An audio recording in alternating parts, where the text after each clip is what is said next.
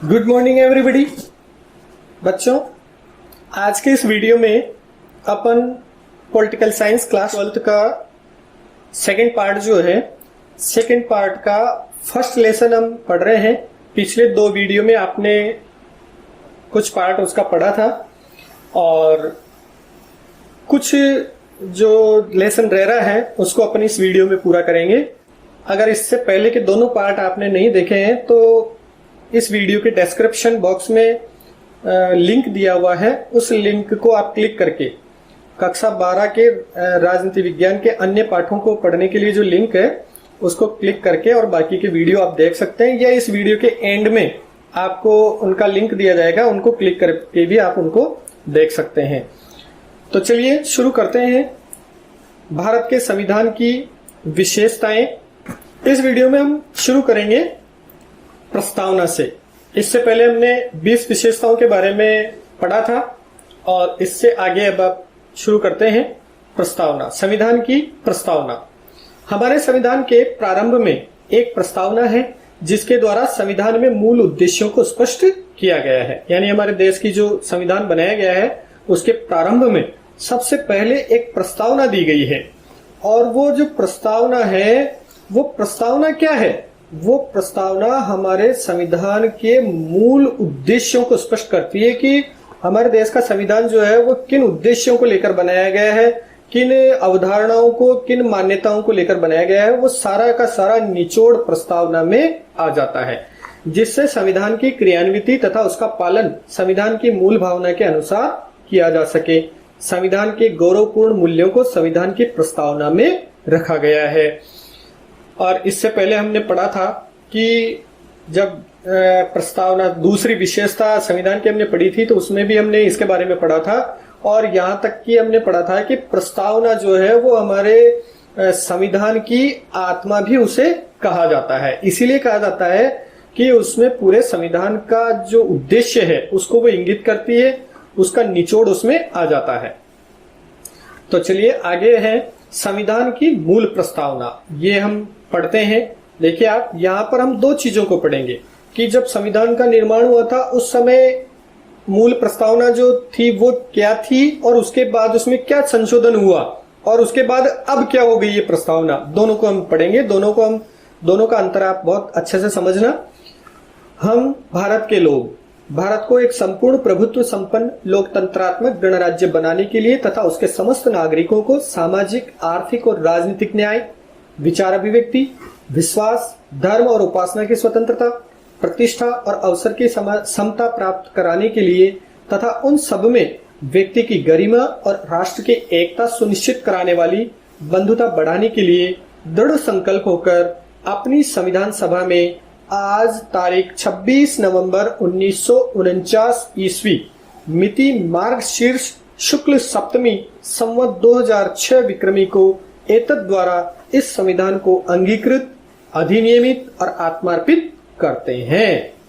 अब एक बार वापस से देखिए आप, इस प्रस्तावना की मेन चीजें मैं आपको बता देता हूं। यहां देखिए आप, हम भारत के लोग, यहां जो शब्दों का चयन किया गया है उनको ध्यान से देखिए आप।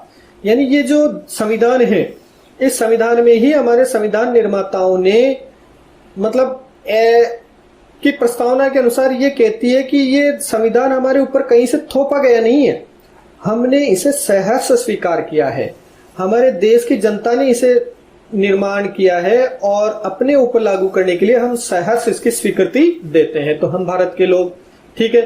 फिर इसके बाद देखिए आप, बंधुता बढ़ाने के लिए दृढ़ संकल्प होकर अपनी संविधान सभा में आज तारीख 26 नवंबर 1949 को, यानी 26 नवंबर 1949 ईस्वी को हमारे देश का संविधान बनकर रेडी हो चुका था, तैयार हो गया था, और उसी दिन इस संविधान को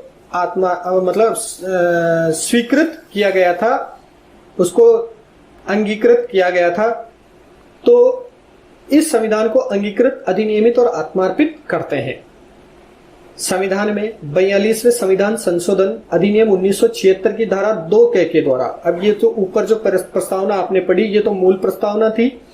उसके बाद 1976 में एक संशोधन किया गया, 42वां संविधान संशोधन, जिसकी धारा 2 के द्वारा इसमें कुछ संशोधन किए गए हैं। अब वो क्या संशोधन किए गए हैं प्रस्तावना में? पहला है संपूर्ण प्रभुत्व संपन्न लोकतंत्रात्मक गणराज्य के स्थान पर संपूर्ण प्रभुत्व संपन्न समाजवादी, ध्यान दीजिए, समाजवादी पंथ निरपेक्ष लोकतंत्रात्मक गणराज्य प्रतिस्थापित किया गया है। तो ये इसमें बदलाव किया गया है। दूसरा, राष्ट्र की एकता के स्थान पर राष्ट्र की एकता और अखंडता को प्रतिस्थापित किया गया है। यहाँ जो ये दिया गया है राष्ट्र की एकता शब्द जो दिया गया है उसके स्थान पर राष्ट्र की एकता और अखंडता को प्रतिस्थापित किया गया है, यानी इन शब्दों के स्थान पर ये शब्द स्थापित किए गए हैं। अब इस संशोधन के बाद हमारी जो प्रस्तावना है वर्तमान में कैसी है ये देखिए आप आगे।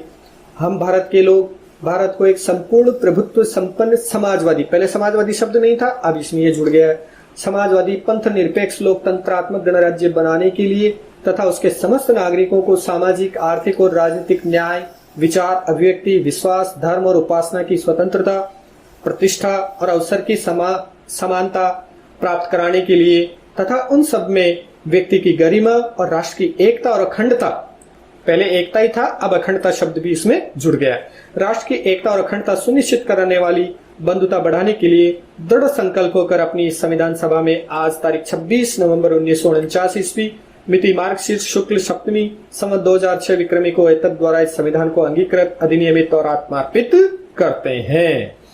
तो ये थी प्रस्तावना जिसमें कुछ संशोधन किए गए। मूल प्रस्तावना क्या थी और संशोधन क्या किया गया और संशोधन के पश्चात क्या है, दोनों चीजें हमने देखी। अब इसके बाद हम प्रस्तावना की विस्तृत विवेचना करेंगे, एक एक पार्ट पर हम उसकी विस्तृत से अध्ययन करेंगे।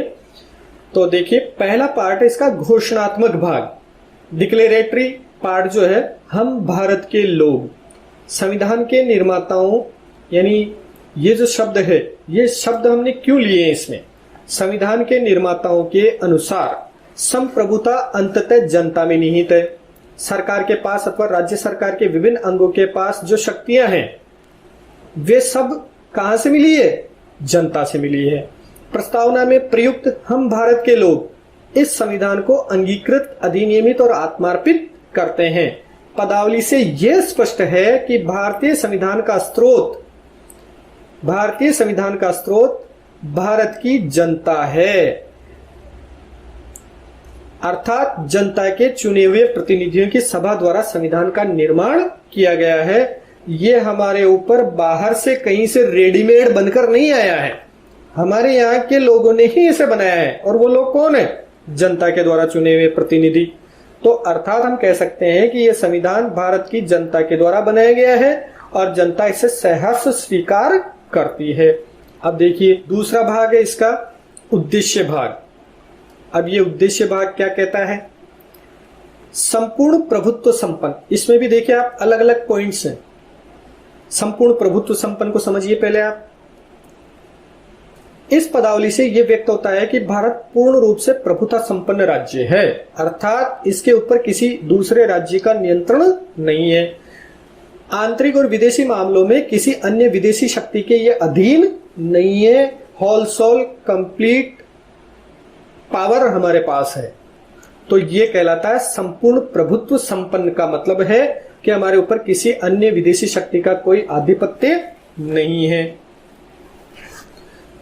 समाजवाद शब्द ये क्या कहता है, इससे क्या समझते हैं आप। समाजवाद शब्द को आपको पता है, अभी पढ़ा था अपन ने, 42वें संशोधन के द्वारा जोड़ा गया। प्रस्तावना में समाजवाद शब्द को सम्मिलित करके उसे और अधिक स्पष्ट किया गया है। इसमें समाज के कमजोर और पिछड़े वर्गों के जीवन स्तर को ऊंचा उठाने और आर्थिक विषमता को दूर करने का प्रयास करने के लिए यह मिश्रित अर्थव्यवस्था को अपनाया गया है। यानी हमारे यहाँ न तो पूंजीवादी व्यवस्था है और न साम्यवादी व्यवस्था है, हमारे यहाँ पर समाजवादी व्यवस्था को अपनाया गया है, जिसमें समाज के कमजोर और पिछड़े वर्गों के जीवन स्तर को ऊंचा उठाने और आर्थिक विषमता को दूर करने का प्रयास इसमें किया गया है। इसलिए 42वें संशोधन के द्वारा समाजवाद शब्द को जोड़ा गया है। अगला है पंथ निरपेक्ष। अब इस पंथ निरपेक्ष शब्द से क्या आशय है, ये प्रस्तावना में क्यों सम्मिलित किया गया है। 42वें संशोधन के द्वारा यानी समाजवाद शब्द जब जोड़ा गया था उसी के साथ पंथ निरपेक्ष शब्द को भी जोड़ा गया था। 42वें संशोधन के द्वारा 1976 में इसे जोड़ा गया था। इसका अर्थ यह है कि भारत धर्म के क्षेत्र में न धर्म विरोधी है और न धर्म का प्रचारक, यानी न तो किसी धर्म का विरोध करते हैं और न किसी धर्म विशेष का ये प्रचार प्रसार करता है, बल्कि वह तटस्थ है जो सभी धर्मों के साथ समान व्यवहार करता है, तटस्थ व्यवहार करता है। इसीलिए पंथ निरपेक्ष शब्द को इसमें स्थान दिया गया है। अगला पॉइंट है लोकतंत्रात्मक। अब इससे क्या आशय है लोकतंत्रात्मक से? इससे तात्पर्य है कि भारत में राजसत्ता का प्रयोग जनता द्वारा निर्वाचित प्रतिनिधि करते हैं और वे जनता के प्रति उत्तरदायी होते हैं। यानी हमारे यहाँ पर जो शासन व्यवस्था है वो कैसी है? लोकतंत्रात्मक। यानी यहाँ पर राजशाही शासन व्यवस्था नहीं है ब्रिटेन के जैसे कि एक परिवार विशेष, एक खानदान विशेष के जो लोग हैं वो ही राजगद्दी पर बैठते आएंगे। नहीं, हमारे यहाँ पर जनता के द्वारा निर्वाचित जो प्रतिनिधि हैं वो राज सत्ता का उपभोग करते हैं और वो जनता के प्रति पूरी तरह से उत्तरदायी होते हैं। संविधान सभी को सामाजिक, आर्थिक और राजनीतिक न्याय का आश्वासन देता है। यानी संविधान के द्वारा चाहे वो जनप्रतिनिधि हो, चाहे मंत्री हो, चाहे विधायक हो, चाहे सांसद हो, चाहे आम जनता हो, सबको संविधान के द्वारा सामाजिक, आर्थिक और राजनीतिक न्याय का आश्वासन हमारे यहाँ पर दिया गया है। सबके साथ समान न्याय हमारे यहाँ पर किया जाता है। उसके बाद है गणराज्य शब्द। इसका अर्थ यह है कि भारत में राज्याध्यक्ष यह सर्वोच्च व्यक्ति वो वंशानुगत न होकर, यानी किसी वंश परंपरा के आधार पर नहीं चुना जाता है, वो व्यक्ति निर्वाचित प्रतिनिधि होता है। भारत के राष्ट्रपति का निर्वाचन अप्रत्यक्ष रूप से जनता द्वारा किया जाता है। यानी हमारे यहाँ गणराज्य, हमारे गणराज्य का जो प्रतिनिधि है, अर्थात हमारे देश का जो सर्वोच्च पद है वो है राष्ट्रपति का पद, और वो अप्रत्यक्ष रूप निर्वाचन के द्वारा चुना जाता है, किसी वंश परंपरागत पद्धति के द्वारा नहीं चुना जाता है। इसके बाद इसका तीसरा पार्ट आता है विवरणात्मक भाग। अब ये विवरणात्मक भाग में क्या होता है? इसमें भी अलग अलग पॉइंट है। पहला है सामाजिक, आर्थिक और राजनीतिक न्याय। इससे क्या आशय है इसको देखते हैं अपन। सामाजिक न्याय। सामाजिक न्याय का अर्थ है कि सभी नागरिकों को बिना किसी भेदभाव के समानता प्राप्त हो। जाति, धर्म, वर्ग, लिंग, नस्ल या अन्य किसी आधार पर नागरिकों में किसी तरह का भेदभाव नहीं हो, ये हमारे यहाँ पर व्यवस्था की गई है, सामाजिक न्याय की व्यवस्था। उसके बाद है आर्थिक न्याय। अनुच्छेद 39 में आर्थिक न्याय के आदर्श को स्वीकार किया गया है। इसमें राज्यों को अपनी नीति का संचालन इस प्रकार करने के लिए कहा गया है कि समान रूप से सभी नागरिकों को आजीविका के साधन प्राप्त करने का अधिकार हो। अर्थात राज्य को अपने यहाँ पर ऐसे कानून बनाने पड़ेंगे कि जिससे, इस प्रकार की नीतियां बनानी पड़ेंगी कि जिससे समान रूप से सभी नागरिकों को आजीविका के साधन प्राप्त हो सके और वो अपना एक सामान्य जीवन जी सके। समुदाय की भौतिक संपत्ति का स्वामित्व और वितरण इस प्रकार हो जिसमें अधिकाधिक सामूहिक हित संभव हो सके। यानी जो पब्लिक प्रॉपर्टीज हैं, जो सामुदायिक संपत्ति है, उनका स्वामित्व और वितरण, उनके ऊपर जो कंट्रोलिंग पावर है वो और उनका उपभोग इस प्रकार से हो कि समाज का अधिकांश तबका, समाज का अधिकांश भाग जो है उसका उपभोग कर सके, उनके हित उससे पूरे हो सके। पुरुषों और स्त्रियों को समान कार्य के लिए समान वेतन मिले। पुरुषों और स्त्रियों में किसी तरह का कोई भेदभाव नहीं हो, उनको समान कार्य के लिए समान वेतन मिले। उत्पादन और वितरण के साधनों का अहितकर केंद्रीकरण न हो, और साथ ही साथ उत्पादन और वितरण के जितने भी साधन है, जितने भी संसाधन है, उनका अहितकर यानी और उनका सेंट्रलाइजेशन, केंद्रीकरण नहीं हो, बल्कि अधिकांश लोगों को उसका फायदा मिल सके, ऐसी व्यवस्था हो। अगला है राजनीतिक न्याय। अब राजनीतिक न्याय में क्या है? भारतीय संविधान वयस्क मताधिकार की स्थापना संवैधानिक उपचारों द्वारा राजनीतिक न्याय के आदर्श को मूर्त रूप प्रदान करता है। यानी राजनीतिक न्याय हमारे यहाँ स्थापित किया गया है कि भारतीय संविधान में वयस्क मताधिकार की व्यवस्था की गई है। अर्थात 18 वर्ष की आयु प्राप्त व्यक्ति, चाहे वो किसी भी समाज का हो, किसी भी आयु, जाति, वर्ण, लिंग किसी का भी हो, सभी को समान अधिकार है और वो अपना प्रतिनिधि चुन सकता है। तो ये है राजनीतिक न्याय। दूसरा, संवैधानिक उपचारों द्वारा, यानी जो मूल अधिकार की व्यवस्था की गई है उसमें मूल अधिकारों में एक मूल अधिकार ऐसा है संवैधानिक उपचारों का अधिकार, जिसके द्वारा अगर किसी व्यक्ति, संस्था या स्वयं राज्य के द्वारा भी अगर अधिकारों का हनन होता है, शोषण किया जाता है, तो उनके खिलाफ आप न्यायालय में वाद दायर कर सकते हैं और अपने अधिकारों को बहाल करवा सकते हैं। तो ये राजनीतिक न्याय की हमारे यहाँ पर स्थापना की गई है। अब बात करते हैं अपन स्वतंत्रता, समानता और बंधुत्व की। इसमें तीनों को अलग अलग हम क्लियर करेंगे। स्वतंत्रता क्या है, समानता क्या है और बंधुत्व क्या है।